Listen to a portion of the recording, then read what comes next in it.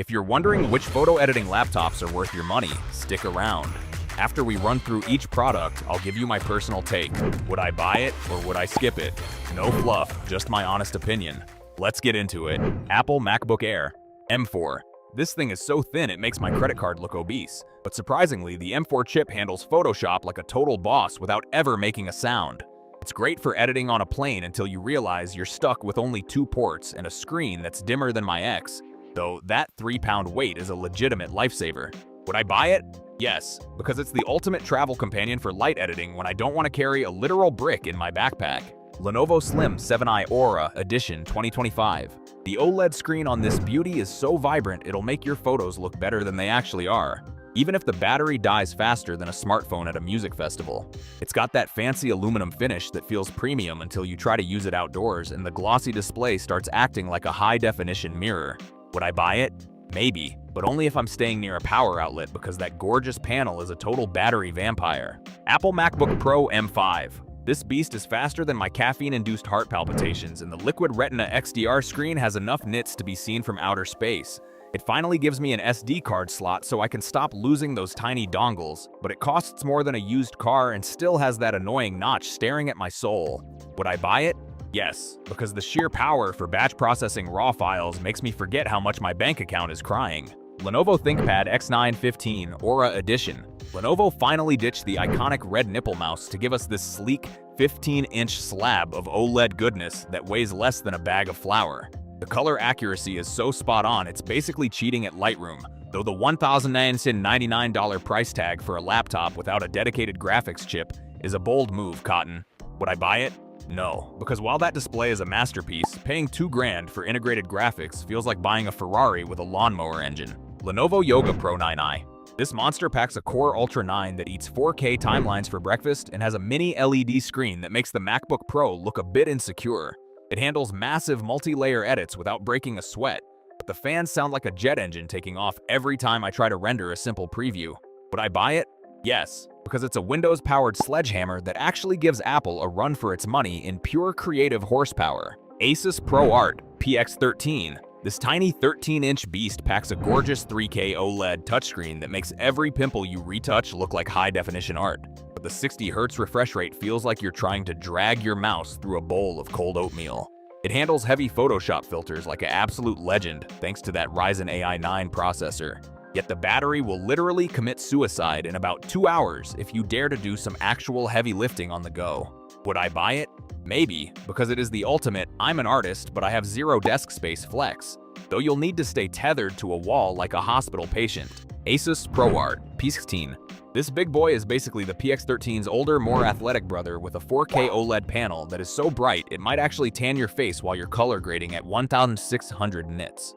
The Asus dial on the trackpad is great for feeling like a DJ while you're just adjusting brush sizes, but the glossy screen is such a fingerprint magnet that you'll spend more time cleaning it than actually editing your photos. Would I buy it? Yes, because having a portable 16-inch workstation that doesn't weigh as much as a small car is a total game changer for my workflow. Lenovo ThinkPad P1 Gen 7. It's got that classic I work for a Fortune 500 company vibe and a sturdy carbon fiber build, but paying this much for an entry-level graphics card feels like getting robbed in broad daylight. The color accuracy is solid enough for professional retouching, but that 60 Hz refresh rate again. Come on, Lenovo, it's 2026. Stop giving us tech from the Stone Age. Would I buy it?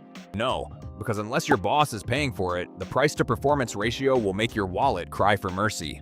Lenovo Legion Pro 7i Gen 10. This absolute unit is supposedly a gaming laptop, but that stunning 240Hz OLED display and the RTX 5080 will make your photo exports finish before you can even take a sip of your coffee.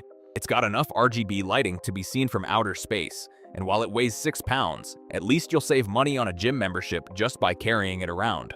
Would I buy it? Yes. Yes, because it's basically a desktop in a trench coat and I'm a total sucker for that overkill performance and high refresh rate. What TZ Book was state with TZ Book Fury 16 G11. This workstation is so thick it could probably stop a bullet, and with 128 gigabytes of random access memory, you can open every single raw file you've ever taken without the fan sounding like a jet engine. The 4K IPS panel is color accurate as hell, but the 720p webcam is so grainy, it looks like you're calling from a potato patch in the middle of a storm. Would I buy it? No, because it's basically a portable radiator that costs more than my actual car, and I don't need 16 terabytes of storage just to edit my vacation photos. Samsung Galaxy Book 5 Pro 360. This 2-in-1 flips around more than a politician in an election year, and that 3000 resolution AMOLED screen makes my high-resolution RAW files look so crisp I can see the regret in my model's eyes. It comes with an S Pen for precision masking, but the 16 gigabytes of memory is a bit of a joke for professional workflows when you're trying to run 20 Chrome tabs in Photoshop at the same time. Would I buy it? Maybe, because while the screen is a total vibe for editing, I'd probably end up snapping the thin hinge if I get too aggressive with my stylus during a late-night retouching session. Gigabyte Aero 16 OLED. The 16:10 aspect ratio 4K OLED display is basically a cheat code for color accuracy with that factory calibration. But the 60Hz refresh rate feels like I'm scrolling through a flipbook from the 19th century. It's got more ports than a pirate ship, which is great for my external drives. Yet the battery life is so tragic I can barely finish a heavy Lightroom export without sprinting for a wall outlet. Would I buy it? Yes, because having nearly 100% Adobe RGB coverage at this price point is worth carrying around a power brick the size of a sourdough loaf. Microsoft Surface Laptop Studio 2.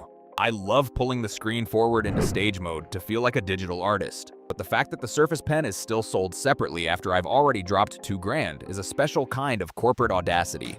The Delta E color accuracy is actually insane for a tablet hybrid, though it gets hotter than a spicy pepper under heavy loads, and the fans sound like they're trying to achieve takeoff velocity.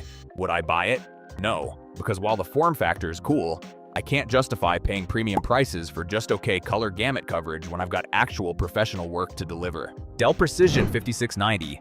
This absolute unit of a workstation packs an NVIDIA RTX 5000 Ada that eats my AI-enhanced denoise tasks for breakfast, yet the base model comes with a screen so dull it makes a beige wall look exciting. It's built like a tank and features military-grade durability for when I inevitably drop it. But paying £6,000 for a laptop that still has an optional SD card reader feels like being mugged in broad daylight. Would I buy it? Yes, because if you spec it with the OLED touch panel, it becomes the ultimate powerhouse that makes every other laptop on this list look like a glorified calculator. HP OmniBook 7. The 3K OLED panel is a total knockout for editing on the go, and the new Intel Core Ultra chips handle AI masking like a champ without turning my lap into a George Foreman grill. It's surprisingly rugged for a laptop that looks this sleek, but the webcam quality is a bit of a catfish since those high megapixel numbers don't actually stop me from looking like a blurry potato on Zoom calls. Would I buy it? Maybe, as it's a solid all-rounder for a travel vlogger, but the weird port layout means I'll be living that dongle life forever just to plug in my mouse. Acer Nitro ANV15 5276NK. This budget beast packs a punch with an Intel Core i7-1362D0H and an NVIDIA GeForce RTX 4050 that makes multitasking through heavy photo edits feel smoother than a greased-up penguin, even if the 165Hz refresh rate is basically overkill for a static JPEG. The real tragedy is the display brightness, which caps out at a pathetic 250 nits, meaning if a single ray of sunlight hits your room, you'll be editing your own reflection instead of that landscape shot. Would I buy it? Maybe, because it offers insane performance for the price, but you'll definitely need to plug in a color-accurate external monitor unless you want your professional photos to look like they were color-graded by a blind toddler. Lenovo ThinkPad P16s Gen 3.